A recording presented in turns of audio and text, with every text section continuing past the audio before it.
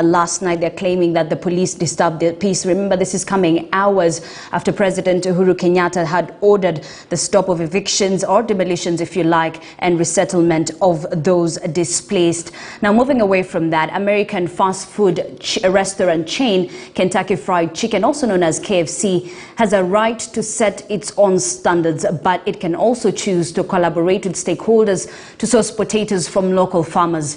This is according to the Kenya Bureau of Standards, also known as KEBS Managing Director Bernard Njiraini. KFC was trending for the better part of this week after it paused selling chips over potato shortage.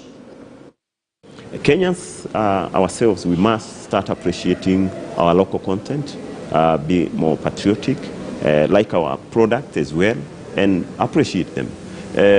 We cannot also, again, because as KEBS, we are facilitator of trade.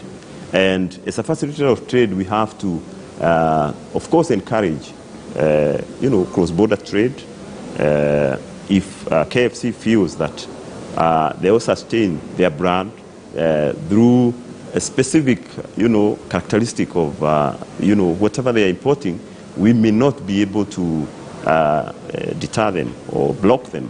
So essentially, this is a question of the taste and preferences of the people and the consumers. But generally, potatoes that are produced in Kenya meet the standards. And whatever is coming from outside is measured or tested against our local standards.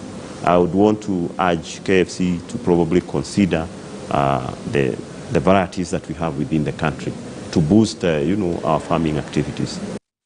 All right, let's now head to Naivasha, where I understand IEBC are currently giving an update on the election preparedness.